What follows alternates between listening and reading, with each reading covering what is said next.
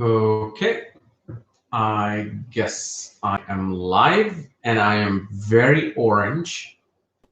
So, yeah, I'm the orange man today. So anyway, like I said, no super chats because I want to cover the questions that I took from my YouTube post just 4 or 5 days ago. So I won't have time for any super chats. All right. So the very first question was from BL Loved 15. Said my mother don't know her time of or date of birth. Is it possible to find out? Yes, it is possible to find out, but by a very dignified expert, because literally your date of birth, your time of birth, including the ascendant nakshatra, is all in the hands. So some people who have these qualifications, they are able to read your hand and say you were born on this day, on this year, and in this time, and this is your ascendant nakshatra. So just by the hands. Then there are techniques like prashna techniques. So if an astrologer is kind of know what they're doing, the moment your mother calls them or the moment she walks into their office, the astrologer should have the prashna open and open to the point, the actual moment that the person is walking in. That particular chart itself will tell everything about a person, who they are, what they're doing, what their problem is, especially when you look at Gulika and Mandi during Prashna, and you look at the 10th and 11th house, that shows what the ongoing problem is, what they're going to communicate with you. Look at the 3rd house. So these are the ways. And then there's some KP techniques, which I believe Bharat Ram knows. I'm not sure if he knows exactly to figure out everything if you don't know your time of birth, date of birth, but I know he is one of the experts of BTR, birth time rectification. Then who just wanted to say, they're like, and he warned them, if you don't come with us, you're not going to be who you are. They're like, no, we'll stay. And the ones who stayed became the serpents they are. Now, of course, are there some? Yes, there are some. And are there friends? Yes, they are very divine, highly mystical beings. And what I just told you, it's actually what I read in Sri M's book, Apprentice to a Himalayan Master. So I don't know if it's the part 1 or part, no, it was part 1, because there are 2 parts to it. So the part 1 is where I know this, and then of course there's other, people that I've met that I've spoken to. So you can either take my word for it or take the book's word for it, but there's no like live interaction with them, at least on my part. Then the next one is VS4. What are the results of relocation to the area or country where Karakamsha Lagna rises? Well, I have not ever dealt with that to see if the Karakamsha, if let's say you have a Karakamsha Sagittarius ascendant, and you move to the country after looking at your astrocartography chart, you move to the Sagittarius country, what will happen? What we do know is if you just look at the basic ascendants, if you move to a country that has Sagittarius ascendant and you turn your chart, rotate your chart to Sagittarius if you're not a Sagittarius, and if there are Raj Yogas forming, Dhan Yogas forming, then you know that this particular zone is going to be quite fruitful. If there's Arishta Yoga, yogas of obstacles being formed, then yeah, this place becomes obstacle for you. Then the other thing you have to look at is the planetary lines. If you go on, let's say, Mars planetary line in Sagittarius, it's a very fiery planet. And if, depending upon how Mars is situated, it can either elevate you or burn you. So you have to look at, what lines are there and then what harmonious lines are there. You'll always have disharmonious lines everywhere, but looking at the harmonious lines and all of these things, it kind of becomes analysis of a chart. Okay. Then the next question is from Camro Arrow 17. I don't understand how to interpret malefic planets, in which case it gives good results. Edit. Oh, I love your channel. Thank you. So the number one thing is you should read the book Laghu Parashri. Laghu Parashri will show you why certain planets give malefic results, even benefic planets giving malefic results, malefic planets giving great results. So for example, for Libra ascendant, Saturn is a benefic planet. It's a yoga karka. It can elevate a person. Okay, but in that situation also, Saturn can give bad results because you have to look at the sign placement of the Saturn. Okay, but also you have to look at Saturn's nakshatra lord. Where has it gone? What is it doing? And what nakshatra Saturn is in? It is in a tamasic nakshatra. Is it in a rajasic nakshatra? Is it in a sattvic nakshatra? Then you interpret that particular planet from the moon. From the moon, how is that planet? And the way they give results, bad or good results, is on their dasha period, the major or sub period of the dasha. And you can look at definitely Vimshottari dasha and Yogini dasha. Yogini dasha definitely is probably, I would say, just as powerful as Vimshottari dasha, because even though there are certain things in Yogini dasha like Ulka dasha, I actually just look at it as normal dasha. I don't even go on those interpretations that they have given in the Yogini dasha book, because whatever they were showing, that there are certain vocabularies that this will be a malefic planet, a malefic period, but it turned out to be a great period for them. So when you analyze it from just a normal basic perspective, you get to see that Yogini dasha is actually working. So knowing this, you have to discern how is this planet, and the way to know this, is you gotta create. First of all, you have to kind of like, sounds very cliche, but you kind of like have to raise your consciousness about planets. Like, you got to make planets kind of like your friend. Okay, look, I have Saturn on my chest. People have the most fear of Saturn. I don't. This is one of the greatest planets out there to fulfill your desires. Once you understand how to understand a planet, why is it doing what it's doing, then when you look at a chart, you can sense that, is this the planet that is going to give some results or not? So it's hard to explain from. It's not a mathematics really. It's like more like quantum mathematics. It'll change in a nanosecond, and you just have to kind of like keep up with it. But you don't after you have kind of just seen certain pictures. You just get it right at that present moment, that result. Okay. So the next question is from Adit Trivedi 8. Retrograde Saturn and Jupiter in the 8th house in the sign of Taurus. Less than 2 degrees close, then Yoga Tara. What do you see? So I'm not getting less than 2 degrees Yoga Tara. I guess it's in 2 degrees Yoga Tara of a certain nakshatra, because Yoga Tara is mainly represent a specific nakshatra, whether it could be Kritika nakshatra, Rohini, or Mrigashira nakshatra.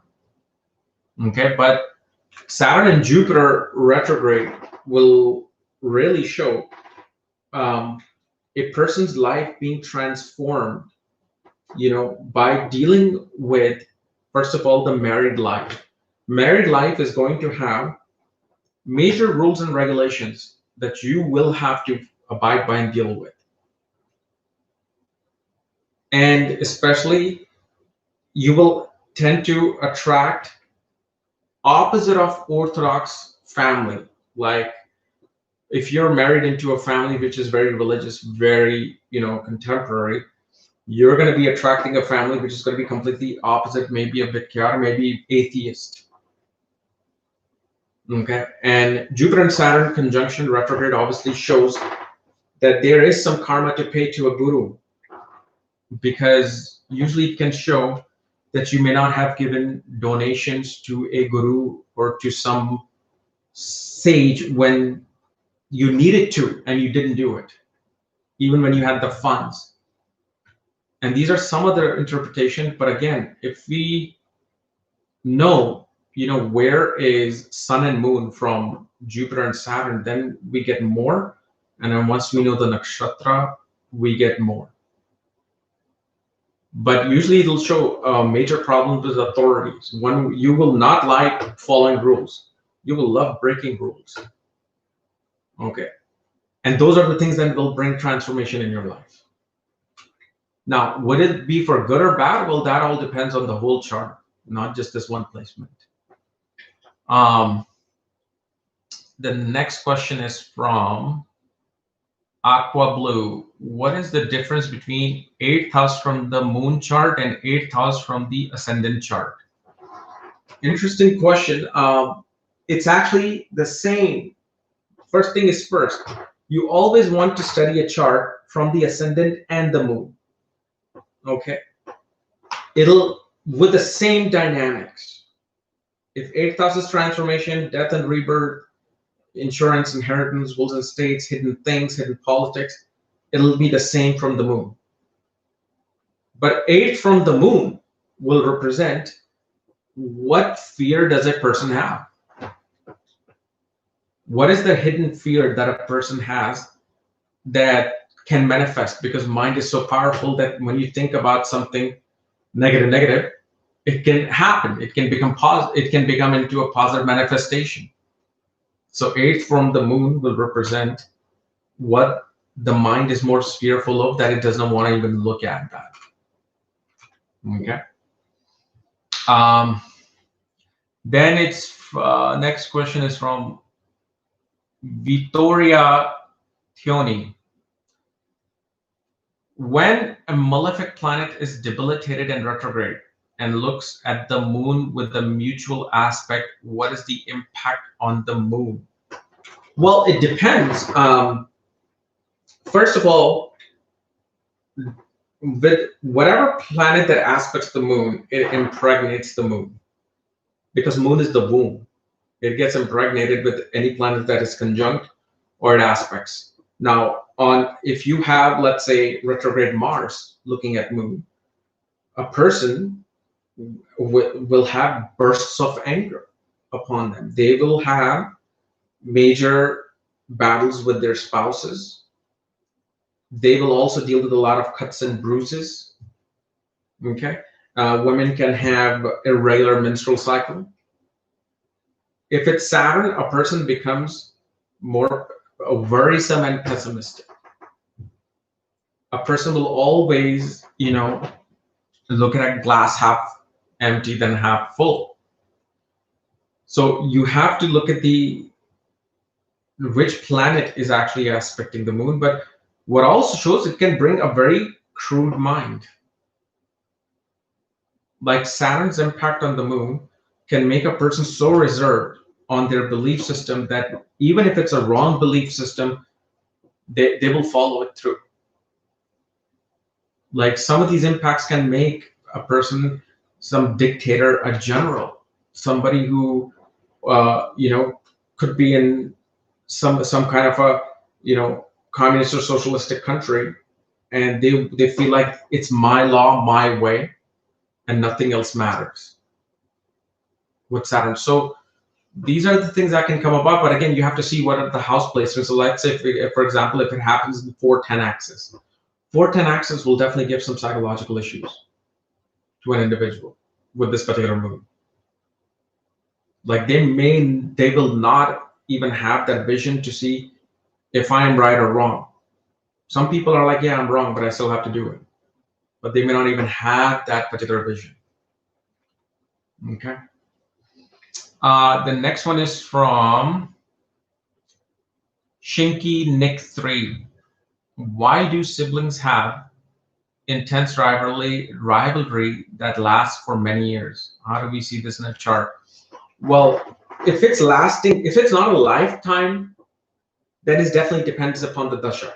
So whatever dasha you're going through, if the third from that dasha is being impacted malefically, you know, and especially from that dasha planet, Mars or Jupiter get impacted heavily, then yes, you're going to have that downturn in a relationship.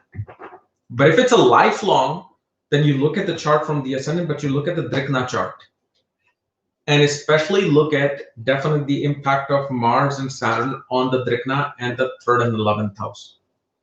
Because if those things are definitely there, you know,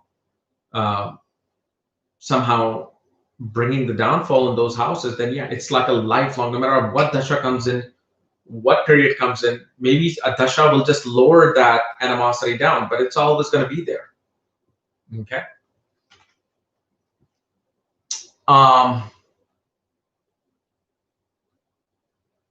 Then who is this name? Shara Banti Mukrapatya. How to avoid old bad memories. Well, this is a very, I mean, it's easy if you have the discipline, you know, as they say, as many yogis have said,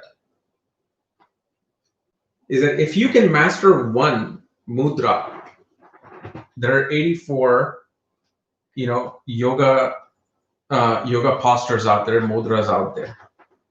If you master one and you do it at least for 2.5 hours, it'll change everything for you in the most positive way.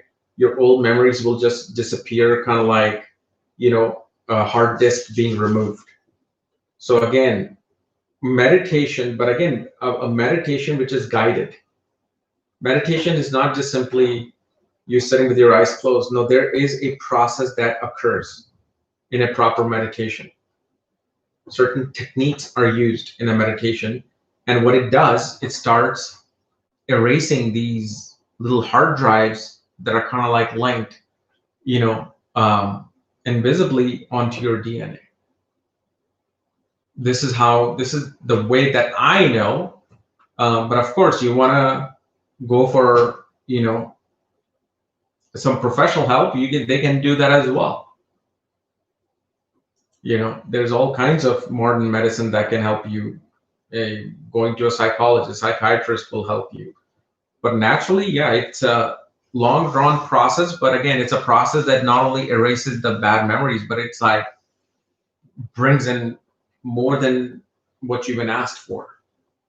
But the simple thing is just you focus on one posture, and if you can sit 2.5 hours, starting with 15 minutes, 30 minutes, you know, 45 minutes, 1 hour, 115, 130, it'll take what? Maybe 5 years, 10 years to get there. But yeah, you got to be disciplined enough to do that. But yeah, that's something that is, you know, advised out there. Then from Yoshayani or Mas, why is Bharani considered an artistic nakshatra according to the myth?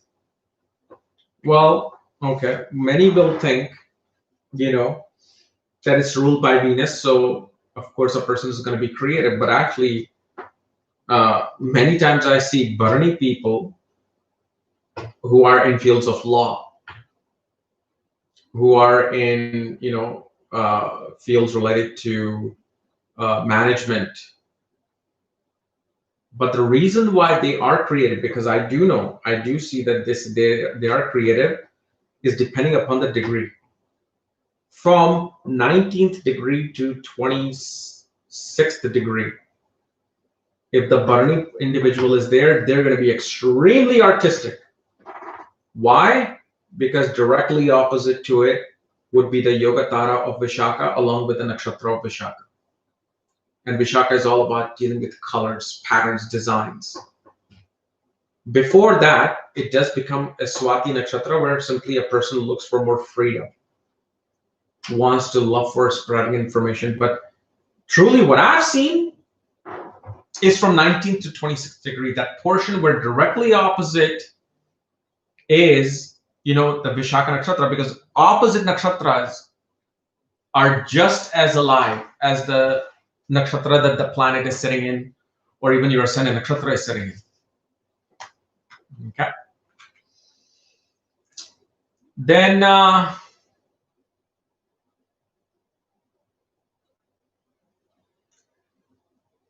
Iona Alexandra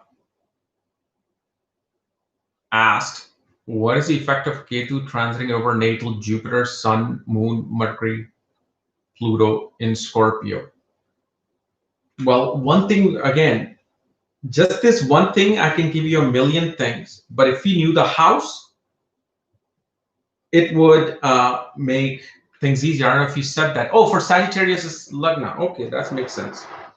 This is the time for your spiritual development.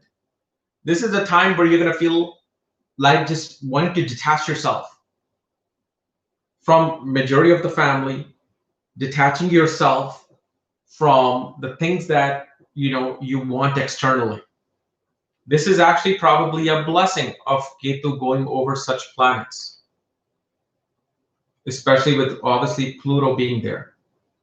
It definitely brings a heavy dose of solitude in the individual. Like a person will be like, if you were partying before, now it's like, I just want to be in my home and I don't even care what's happening in the world. I want to be in my home and I want to be my own self and I don't want to even talk to anybody. Why? Because Ketu is naturally internal. Okay, so it's making you internal in that isolated place of Scorpio in the 12th house. On the other hand, also what Ketu will do here is make you make irrational decisions. You'll make decisions without thinking. Yes, I'm going to break up with you. Now go away. Why is that? Because you have no head right now. Rahu is the head. So one advice would be here, when you're making some decision with this transiting Ketu, whether it's regarding your career, relationships, okay, money, always look yourself in the mirror, look at your face in the mirror, and then look at your feet and make that decision, because in that case, you're bringing the head on. So right up when you're about to make some irrational decision, first go look at yourself in the mirror and then make that decision. Because Ketu will do that. Okay, Ketu is a moksha karka. For it, relationship and money and power doesn't mean nothing. Okay. Aditya Joshi, can you tell me the results of Mercury in Hasta Nakshatra? Well, I mean, these are the people who are your day traders. They love playing the speculative games. They love playing those card games, poker and gambling, and love for even writing. But it's the financial brain that becomes active with this. And one of the things with Mercury, because Mercury is writing, usually when Mars and Mercury are in Hasta, Mars is ink. Okay, Mercury is the significator of writing. Whenever you write, whatever your desire is, in a diary before you go to bed, you will see that those things starts to manifest, because it's the power of your hand. It's that extra electromagnetic energy that it's in your hands that is actually going to help you manifest your things. Okay, but Mercury in Hasta is an expert and great desire for that speculative game. Then Chanel Harrington asked, why does a group of siblings have different moon but the same mom? Well, this is where, I mean, once you know astrology, you can understand that. Because if a mother has 3 children, that means there are 3 different moons. But also you have to understand What is those three children's ascendant? And how's their fourth house? And most importantly, how's their matrikarka planet with the fourth highest degree? Because all three of them will know how our mother is. Our mother is stubborn, and our mother doesn't want to listen to anyone, and yet our mother loves us, takes care of us, okay? And it's the best. So there's that one rooted foundation traits of a mother that will be present in each chart. Yet they are different, because if let's say there are three children, the first two will be like, yes, blessings of the mother, and mother did this, mother did that. Well, the third will be like, yes, I love my mother, but man, she did not do this when I was growing up, and that completely ruined my thing. They will have their own interpretation, even though they know, all three of them know, mother is stubborn, mother loves them, mother is a great business person, mother takes care of, you know, everybody and anything, makes great food, but they'll have their own a little interpretation of what they felt. So for example, if mother was present for the first two children, and then after the third one was born, mother got a job and mother had to work full time. So the third one felt that absence of the mother. And you will see that from the moon. But how the character of the mother is will be signified equally with the matrikarka and the fourth house. They will always have, this is why the child will only be born when those traits can be present in a chart.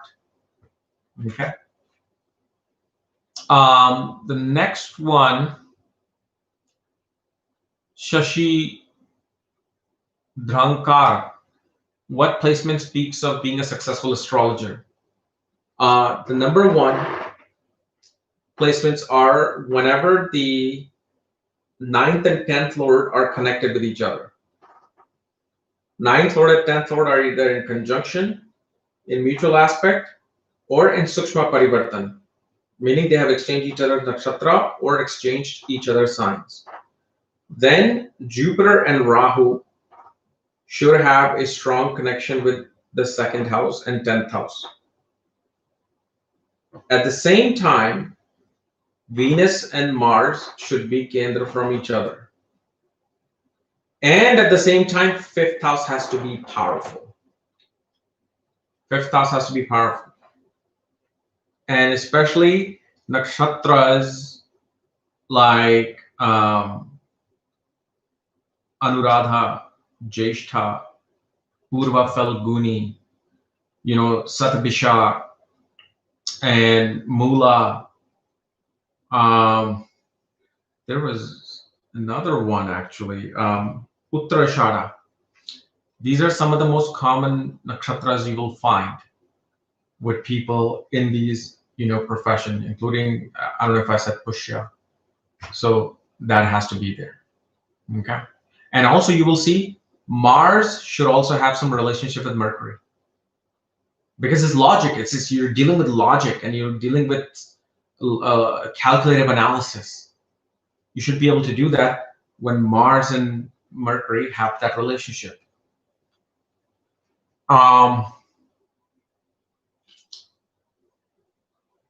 Then Quasi Ahmed asked, is there a surefire way to determine if a chart is destined to have samadhi, or there's no particular combination that can showcase this person? The only thing that I know of, I don't know many combinations at all, okay, but from your Karakamsha Lagna, which is one of the Jaimani ascendant Lagnas, if a benefic planet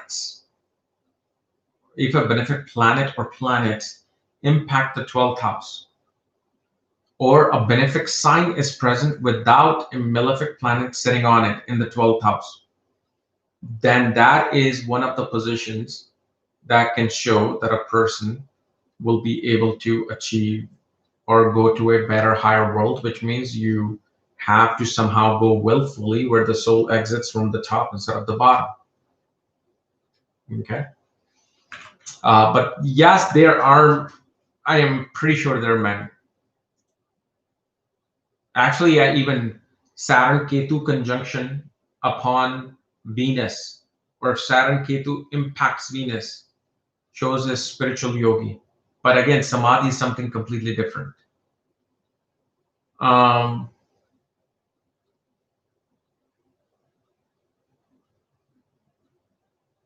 Scorpius 5 asks, how can we see creative blocks in a chart and what are some of the remedies? Simple.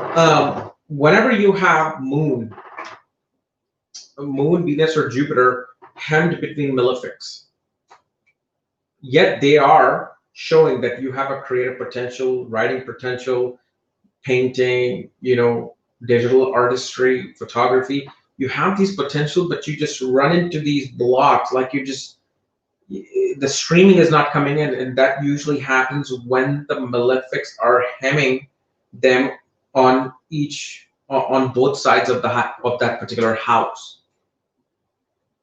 But again, it can do it with many people, but only we're talking about creativity.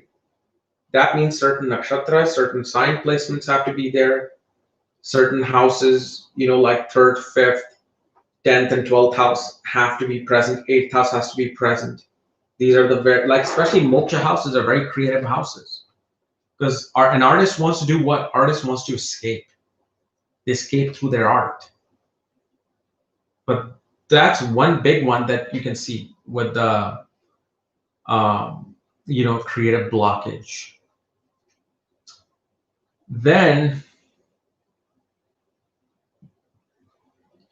Romsha Pandey asked effects of Rahu Mahadasha with Rahu in the 10th house in Libra, with Venus, Jupiter, Sun, Mercury.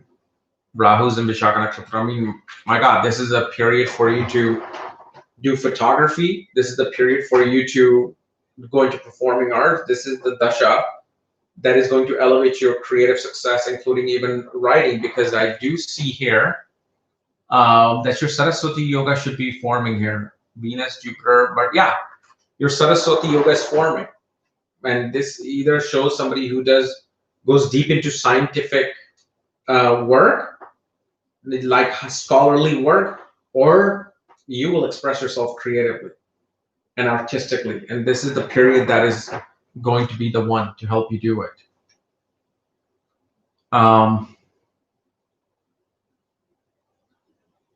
Then we have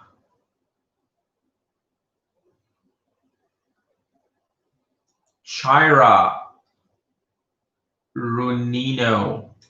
If a person has D9 Ketu in Jyeshtha and Rahu in Rohini, how will this current Rahu-Ketu transit affect the life of the native? Well, this particular thing on the Navamsa definitely brings a major transformation upon your married life and relationship life. Okay. And usually what this will show is that a person who is, let's say, single and is ready for a relationship, definitely you can see actually this very, very common thing when Rahu-Ketu go over Rahu-Ketu in the Navamsa, person will meet people, especially destined from past life. But in this case, one can even have, depending upon how the 7th house is, Venus is, and Jupiter is, if you look at their position, then you can see that a person may actually find someone through some kind of an affair. A person may do a lot of fantasizing about some person during this time as well. Like some person, as an individual, you can get obsessed with someone while they don't even have a clue who you are. But again, the house placement matters. Is it 6-12 axis? Is it 4-10 axis? Is it 5-11 axis? Because some certain axis will be troublesome versus the other ones. Okay. So anyway, guys, this was my Q&A from the post that I put. So, and hopefully, and I'm just doing this a second time, and hopefully this is not a pixelated, Q&A session once this processes. So if this goes well, then next time we'll do super chats. All right. Thank you, guys. Oh, was there something else I wanted to discuss? No, no. Because I was gonna say, oh, I'm gonna make a video on Jupiter Saturn conjunction and mega conjunction, but I already did that on KRS vlogs, so you can check it out there. All right, bye bye.